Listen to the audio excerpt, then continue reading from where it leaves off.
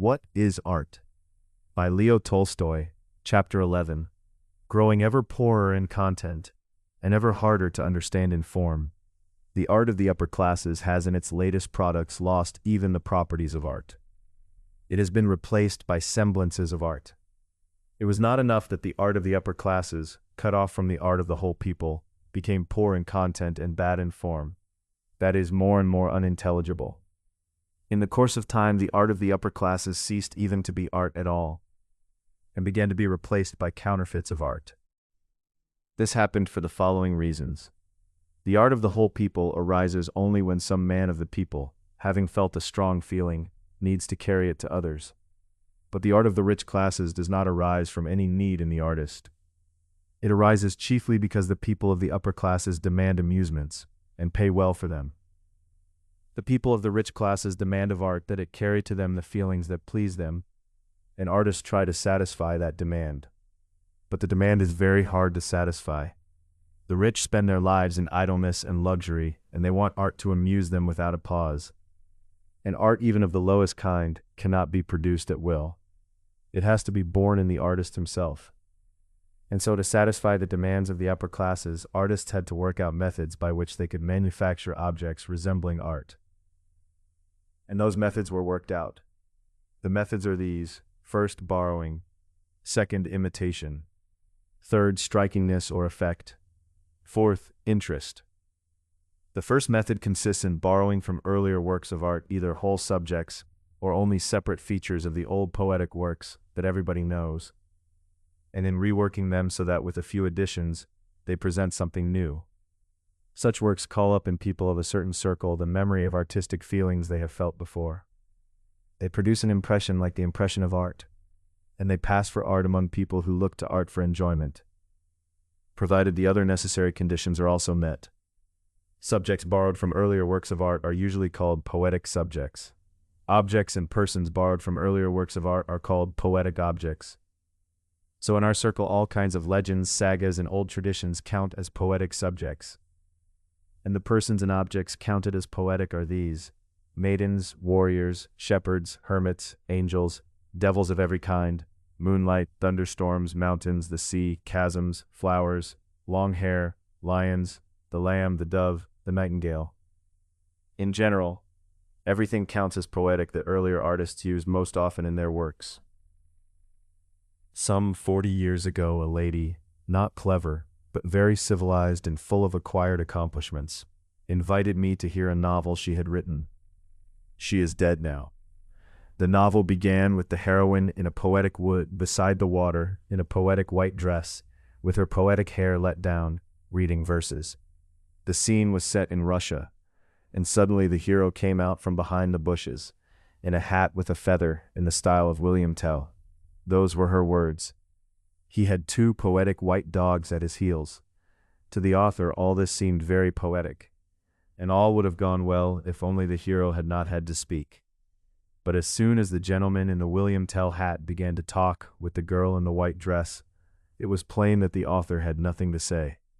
She had been touched by poetic memories of earlier works, and she thought that by running through those memories she could produce an artistic impression.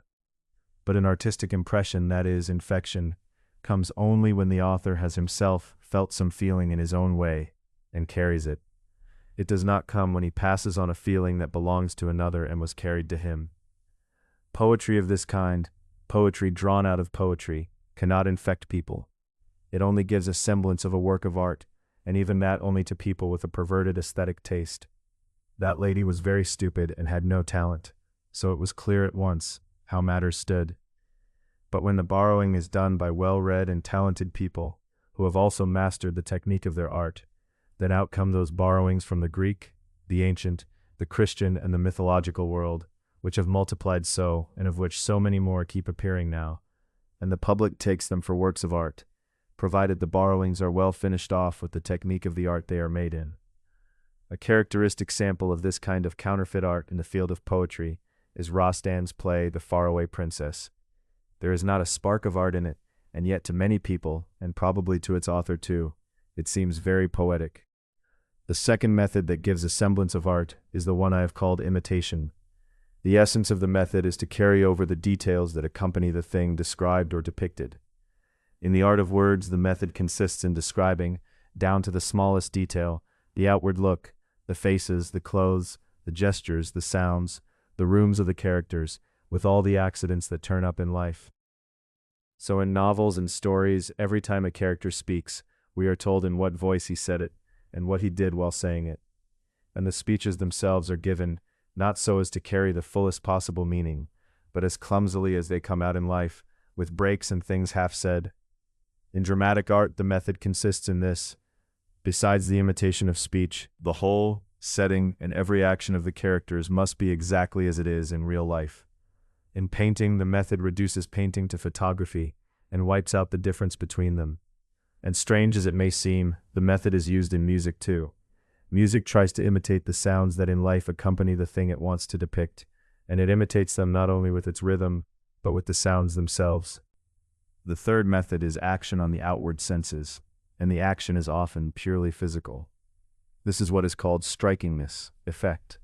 In all the arts, these effects consist chiefly in contrasts, setting the terrible beside the tender, the beautiful beside the ugly, the loud beside the soft, the dark beside the light, the most ordinary beside the most extraordinary. In the art of words, besides the effects of contrast, there are effects that consist in describing or depicting what has never been described or depicted before. These are mostly details that rouse sexual lust, or details of suffering and death that rouse a feeling of horror. So a murder, for instance, is described with a coroner's report on the tearing of the tissues, the swellings, the smell, the quantity and the look of the blood. It is the same in painting. Besides contrasts of every kind, painting has taken up one more contrast, which consists in finishing a single object with great care and leaving all the rest careless. But the chief effect in painting, and the most used, is the effect of light and the depiction of the horrible. In drama, the commonest effects, apart from contrasts, are these: storms, thunder, moonlight, scenes at sea or beside the sea, changes of costume, the bearing of the female body, madness, murders, and deaths in general, in which the dying show every phase of the agony in detail. In music, the commonest effects are these: a crescendo begins with the faintest and plainest sounds and grows in complexity until it reaches the loudest and most complicated sounds of the whole orchestra. Or the same sounds are repeated as arpeggios through all the octaves on different instruments. Or the harmony, the tempo, and the rhythm are made to be quite other than what follows naturally from the course of the musical thought, so that they startle by their unexpectedness. Those are some of the commonest effects in all the arts, but there is one more, common to them all, one art depicting what belongs to another art to depict. So music is made to describe. That is what all program music does. Wagner's music and his followers as well. And painting, drama, and poetry are made to produce a mood, as all decadent art does. The fourth method is interest. That is, an interest of the mind attached to the work of art. The interest may lie in a tangled plot. That was a method much used until lately in English novels and in French comedies and dramas, but it is going out of fashion now and has been replaced by documentation, that is, by the detailed description of some historical period or of some separate branch of modern life. So, for example, the interest lies in a novel describing Egyptian or Roman life, or the life of miners, or of the assistants in a great shop. The reader is interested, and he takes that interest for an artistic impression. The interest may also lie in the very methods of expression, and this kind of interest has now become very common. Verse and prose, pictures, dramas, and pieces of music are all written so that they have to be guessed at like riddles, and this process of guessing also gives pleasure and gives a semblance of the impression that comes from art. People very often say that a work of art is very good because it is poetic, or realistic, or effective, or interesting. Yet not one of the four can be a measure of the worth of art. They have nothing whatever in common with it. Poetic means borrowed, and all borrowing is only a way of leading readers, viewers, and listeners into some dim memory of the artistic impressions they once received from earlier works of art. It is not infection with the feeling the artist himself has felt. A work built on borrowing, Goethe's Faust, for instance, may be very well finished, full of intelligence, and of every kind of beauty, but it cannot produce a real artistic impression because it lacks the chief property of a work of art: wholeness, organic unity, form and content making one unbreakable whole that expresses the feeling the artist has felt. In borrowing, the artist carries only the feeling that was carried to him by an earlier work of art. And so all borrowing, whether of whole subjects or of separate scenes, situations, or descriptions, is only a reflection of art, a semblance of it, and not art. And so to say of such a work that it is good because it is poetic, that is, because it resembles a work of art, is like saying of a coin that it is good because it resembles real money. Imitation realism can just as little be a measure of the worth of art, whatever many people think. Imitation cannot be a measure, because if the chief property of art is to infect others with the feeling the artist feels, then infection with a feeling not only does not coincide with the description of the details of the thing carried over, it is for the most part spoilt by an excess of them. The attention of the man who is taking in the artistic impression is drawn away by all these well-observed details, and because of them the author's feeling, if he has one, is not carried across. To value a work of art by the degree of its realism, by the truthfulness of the details it renders, is as strange as to judge the nourishment in food by the look of it. When we make realism the measure of a work's value, we show only this, that we are talking not about a work of art, but about a counterfeit of one. The third method of counterfeiting art, strikingness or effect, coincides with the idea of real art no better than the first two. For in strikingness, in the effect of novelty, of the unexpected, of contrast, of the horrible, there is no feeling carried across. There is only an action on the nerves. If a painter paints a bleeding wound beautifully, the sight of that wound will strike me, but there will be no art in it. One long-held note on a mighty organ will make a striking impression, and will often even bring tears, but there is no music in it, because no feeling is carried. And yet physiological effects of this kind are constantly taken for art by people of our circle, and not only in music, but in poetry, painting, and drama. They say that the art of today has grown refined. On the contrary, through the chase after effect, it has grown extremely coarse. Take a new play, say, that has gone the round of every theater in Europe, Hanley, in which the author wants to carry to the public a feeling of pity for a tormented girl. To rouse that feeling in the audience by means of art, the author would have to make one of his characters express that pity in a way that infects everybody, or else describe truly what the girl feels. But he cannot do this, or will not, and he chooses another way, harder for the scene painters, but easier for the artist, who makes the girl die on the stage. And to strengthen the physiological effect on the public, he puts out the lights in the theater, leaves the audience in darkness, and to the sound of plaintive music shows how the girl is driven and beaten by her drunken father. The girl writhes, squeals, groans, and falls. Angels appear and carry her away, and the public, feeling a certain agitation, is quite sure that this is aesthetic feeling. But there is nothing aesthetic in that agitation, because there is no infecting of one person by another. There is only a mixed feeling, suffering for another, and gladness for oneself, that I am not the one suffering. It is like the feeling we have at the sight of an execution, or the feeling the Romans had in their circuses. The substitution of effect for aesthetic feeling is especially plain in music, the art that by its very nature acts directly on the nerves. Instead of carrying in a melody the feelings he has felt, the new musician piles up sounds and weaves them together, now strengthening them, now weakening them, and produces on the public a physiological action that can be measured with an instrument made for the purpose. And the public takes this physiological action for the action of art. As for the fourth method, interest, though it is more foreign to art than any of the others, it is confused with art more often than any of them.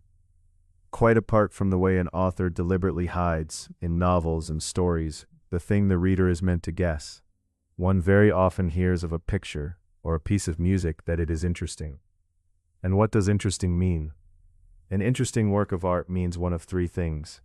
Either the work rouses in us a curiosity it leaves unsatisfied, or in taking the work in, we acquire information that is new to us. Or the work is not fully intelligible, and little by little, with effort, we work our way to an explanation of it, and find a certain pleasure in guessing its meaning. In none of these cases has interest anything in common with the impression made by art. The aim of art is to infect people with the feeling the artist feels, but the effort of mind that the viewer, the listener, or the reader has to make in order to satisfy his roused curiosity, or to take in the new information the work brings him, or to take in the meaning of the work, swallows his attention and hinders infection. And so the interest of a work not only has nothing in common with its worth as a work of art, it hinders the artistic impression rather than helps it. The poetic, the imitative, the striking, and the interesting may all be met with in a work of art, but they cannot take the place of the chief property of art, the feeling the artist has felt. And in recent times, in the art of the upper classes, most of the objects passed off as works of art are objects of just this kind. They only resemble art. At their base, they lack the chief property of art, the feeling the artist has felt. For a man to produce a true object of art, many conditions are needed. He must stand at the level of the highest view of the world of his time. He must have lived through a feeling. He must want to carry it and be able to. And on top of all that, he must have talent for some kind of art. All these conditions needed for the production of true art come together very seldom. But to manufacture the semblances of art that are so well paid in our society, with the help of the methods that have been worked out, borrowing, imitation, effect, and interest, a man needs only to have talent in some field of art, and that is met with very often. By talent I mean the following abilities. In the art of words, the ability to express one's thoughts and impressions easily, and to notice and remember characteristic details. In the plastic arts, the ability to tell apart, to remember and to render lines, forms, and colors. In music, the ability to distinguish intervals, and to remember and render a sequence of sounds. As soon as a man in our time has such a talent, then having learnt the technique and the counterfeiting methods of his art, he can go on composing works that our society counts as art, without a pause, to the end of his days. Two things only are needed: patience and an aesthetic feeling so atrophied that his own productions do not disgust him. For the manufacture of such counterfeits, every kind of art has its own definite rules or recipes, so that a talented man who has taken them in can produce such objects in cold blood, without the slightest feeling. To write poems, a man with a talent for words has only to train himself in a few things. He must learn to put, in place of each single true and necessary word, some 10 other words that mean roughly the same, choosing among them as rhyme or meter demands. He must learn to take any sentence, which has only one natural order of words that makes it clear, and to say it in every possible rearrangement of those words, so that it still looks like some kind of sense. And he must learn to let the words that turn up for the rhyme guide him, and to invent, to fit those words, semblances of thoughts, feelings, or pictures. Once he can do that, he can go on manufacturing poems without a pause, short or long, religious, amorous, or civic, as the need arises. If a man with a talent for words wants to write stories and novels, he need only work out a style for himself. That is, learn to describe everything he sees, and train himself to remember details, or to write them down. Once he has mastered that, he can write novels and stories without a pause, as he wishes or as the demand requires, historical, naturalistic, social, erotic, psychological, or even religious, for which a demand and a fashion are beginning to appear. He can take his subjects from his reading or from things that have happened to him, and he can copy the characters of his people from his acquaintances. And such novels and stories, so long as they are seasoned with well-observed and well-noted details, erotic ones best of all, will count as works of art, though there is not a spark of lived feeling in them. To produce art in dramatic form, a talented man needs everything the novel and the story need, and something more. He must learn to put as many pointed and witty words as possible into the mouths of his characters. He must learn to use theatrical effects, and he must learn to weave the actions of his people together so that there is never one long conversation on the stage, and as much bustle and movement as possible. If a writer can do that, he can write dramatic works one after another without a pause, choosing his subjects from the criminal news or from whatever question is occupying society at the moment, such as hypnotism or heredity, or from the most ancient and even fantastical field. For a talented man in painting or sculpture, it is easier still to produce objects resembling art. He need only learn to draw, to paint, and to model, naked bodies above all. Once he has learnt that, he can paint one picture and model one statue after another without a pause, following his own bent, choosing subjects that are mythological, or religious, or fantastical and symbolic. Or he can depict what the newspapers write about: a coronation, a strike, the war between Turkey and Greece, the disasters of famine, or most common of all, he can depict everything that seems beautiful, from a naked woman to a copper basin. To produce musical art, a talented man needs even less of what makes up the essence of art, that is, a feeling that would infect others. but he needs more physical, gymnastic labor than in any other art, unless it is dancing. For a musical work of art, he must first of all learn to move his fingers on some instrument as fast as those who have carried this to the highest degree of perfection. Then he must find out how music for many voices was written in the old days, which is called learning counterpoint and fugue. Then he must learn to orchestrate, that is, to use the effects of the instruments. Once he has learnt all this, the musician can go on writing one work after another without a pause. He can write program music, or operas and songs, inventing sounds that fit the words more or less, or chamber music, which means taking other men's themes and working them over with counterpoint and fugue in set forms, or most common of all, fantastical music, which means taking whatever combinations of sounds happen to fall under his hand and piling every kind of complication and ornament on those chance sounds. So it is that in every field of art, counterfeits of art are turned out to a ready-made, worked-out recipe, and the public of our upper classes takes them for real art. And this substitution of counterfeits for works of art was the third and most important consequence of the C.